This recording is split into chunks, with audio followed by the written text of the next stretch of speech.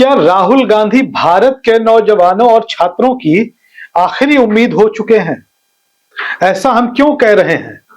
2.5 लाख से भी ज्यादा छात्र एक छोटे से राज्य उत्तराखंड के राहुल गांधी के साथ जाना चाहते हैं। और राहुल गांधी के साथ वो क्यों जाना चाहते हैं? मुद्दा क्या है, विचार क्या है, राहुल से उनकी उम्मीद क्या है, इस वीडियो में विस्तार से बात करेंगे। आखिरी तक बने रहिएगा। फिलहाल मेरा नाम है सिमरनजीत सिंह और आप मुझे देख रहे हैं सियासी पिच पर। राहुल गांधी देश की लोकसभा में विपक्ष के नेता। राहुल गांधी देश का एक बड़ा वर्ग, एक राजनीतिक दल का समर्थक, जिन्हें व्यंग के तौर पर, कटाक्ष के तौर पर पप्पू कहकर संबोधित करता है, वही राहुल गांधी हैं जिन्होंने कैम्ब्रिज यूनिवर्सिटी से पढ़ाई की है। राहुल गांधी के बारे में एक बात बड़ी मजेदार मैं बताऊंगा कि वो देश ही नहीं, दुनिया के इकलौते ऐसे नेता हैं जिनको बदनाम करने के लिए, बर्बाद करने के लिए, पप्पू साबित करने के लिए अरबों रुपए खर्च किए गए हैं। राहुल गांधी के परिवार का, जो परिवार के जीवित सदस्य, मृत सदस्य जो इस दुनिया में नहीं है, उनके चरित्र हनन पर अरबों रुपए खर्च हुए हैं। लेकिन देश की स्थिति कहां जाकर पहुंच गई कि राहुल गांधी उम्मीद बनकर खड़े हो गए। सबसे पहले तो आपको बता दें कि 17 जुलाई 2026 को उत्तराखंड के देहरादून में कांग्रेस के नेता राहुल गांधी छात्रों की गूंज कार्यक्रम को संबोधित करने वाले हैं। और आपको बता दें यह कार्यक्रम क्यों हो रहा है। यह कार्यक्रम इसलिए हो रहा है, छात्रों की गूंज, क्योंकि इस देश में हिंदू मुस्लिम विमर्श के पीछे असली मुद्दों को दबा दिया गया है। देश के नौजवानों की जरूरत है रोजगार, देश के छात्रों की जरूरत है अच्छी शिक्षा और उसके बाद ईमानदारी पूर्वक होने वाली परीक्षा। लेकिन देश से ये दोनों धीरे धीरे करके समाप्त हो रहे हैं।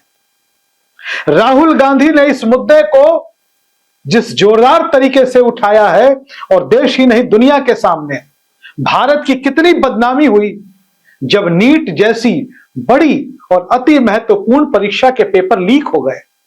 और उसके बाद जो सरकारी तंत्र है, जो सरकार का सिस्टम है, वो इस पर माफी मांगने की बजाय पर्दा डालने की कोशिश करने लगा। यह इस देश के लिए उससे भी बड़ा दुर्भाग्य था। लेकिन राहुल गांधी इस मुद्दे को लेकर आगे बढ़े। उन्होंने छात्रों को भरोसा दिलाया कि मैं तुम्हारे साथ हूं, मैं तुम्हारे हक की लड़ाई लड़ूंगा। दूसरा कोई नेता इतनी मजबूत तरीके से सामने नहीं आया। वो सत्ता पक्ष जो इस देश के शिक्षा मंत्री का आज तक इस्तीफा नहीं करा सका। भारतीय जनता पार्टी के तो बड़े बड़े नेता कहते हैं कि हमारे यहां तो इस्तीफे होते ही नहीं, इस्तीफे कांग्रेस में हुआ करते थे। ये एक कपटपूर्ण और अनैतिक बयान है। एक जमाने में यह बयान राजनाथ सिंह ने दिया था कि हमारे यहां इस्तीफे नहीं होते। क्यों नहीं होते इस्तीफे? लोकतंत्र लोकलाज से चलता है, और जब लोकलाज नहीं रहेगा तो लोकतंत्र क्या बचेगा। खैर, हम आपको बता दें कि 2.5 लाख से भी ज्यादा छात्रों ने छात्रों की गूंज कार्यक्रम में शामिल होने के लिए रजिस्ट्रेशन कराया है। यह आंकड़ा बता रहा है कि केंद्र की नरेंद्र मोदी सरकार के खिलाफ छात्रों और नौजवानों का गुस्सा किस कदर आगे बढ़ रहा है। देश का युवा, यह संकेत है, यह 2.5 लाख की जो संख्या है, यह संकेत है कि देश का युवा आज रोजगार पर, शिक्षा पर ठोस जवाब मांग रहा है सरकार से।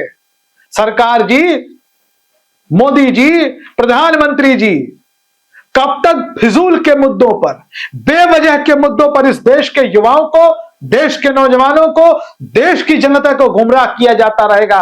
असल मुद्दों पर, असल विमर्श पर यह सरकार कब आएगी? राहुल गांधी ने नौजवानों की इस आवाज को, इस मांग को धार दी है, और छात्रों की गूंज कार्यक्रम जो देहरादून में 17 जुलाई को हो रहा है। हम आपको बता दें कि राहुल गांधी जो कर रहे हैं वो कोई एहसान नहीं कर रहे हैं। देश की जनता ने उनको विपक्ष का नेता बनाया है, वो लीडर ऑफ ऑपोजिशन है, वो अपना धर्म निभा रहे हैं। और राहुल गांधी तो बदलाव की आखिरी उम्मीद बचे हैं। कैसे? इस देश के बहुत सारे नेता, मुझे बार बार नाम याद आ जाता है सायोनी घोष का, क्या बोला करती थी, सदन से लेकर सड़क तक सायोनी घोष ममता का क्षमता, नरेंद्र मोदी सरकार पर सवाल, और राघव चड्ढा को कहती थी कि वो चड्ढा थे, मैं चड्ढी नहीं हूं कि मैं बदल जाऊंगी। बदल गई। पर राहुल गांधी ही एकमात्र ऐसे नेता है जो डटे हुए हैं, टिके हुए हैं, अड़े हुए हैं, थमे हुए हैं। आज राहुल गांधी के कार्यक्रम को लेकर 2.5 लाख छात्रों की यह संख्या इसलिए महत्वपूर्ण है कि देश में उत्तराखंड एक बहुत छोटा सा राज्य है। उत्तराखंड वैसे तो बहुत खूबसूरत राज्य है, लेकिन संख्या के हिसाब से, विधानसभा सीटों की संख्या हिसाब से, लोकसभा के सीटों की संख्या के हिसाब से, परिसीमन, क्षेत्रफल, हर हिसाब से एक छोटा सा खूबसूरत प्रदेश है इस देश का। और उत्तराखंड जैसे छोटे से प्रदेश से अगर 2.5 लाख छात्र राहुल गांधी के साथ खड़े होना चाहते हैं, यह बता रहा है कि देश का मूड किधर है, यह बता रहा है कि देश का मुद्दा कहां जाकर खड़ा है। उत्तराखंड में 2.5 लाख छात्रों का राहुल गांधी के कार्यक्रम में आने के लिए रजिस्ट्रेशन कराना भारतीय जनता पार्टी के लिए एक बड़े झटके की तरह है, क्योंकि उत्तराखंड में भी बीजेपी सरकार, केंद्र में भी बीजेपी की सरकार, डबल इंजन की सरकार। ये जो जुमलेबाजी है वो डबल इंजन की सरकार के घर में घुसकर राहुल गांधी चुनौती दे रहे हैं। कांग्रेस का यह मेगा इवेंट है, कई लोग इसे नाम दे रहे हैं, और खूब प्रचार प्रसार किया गया है।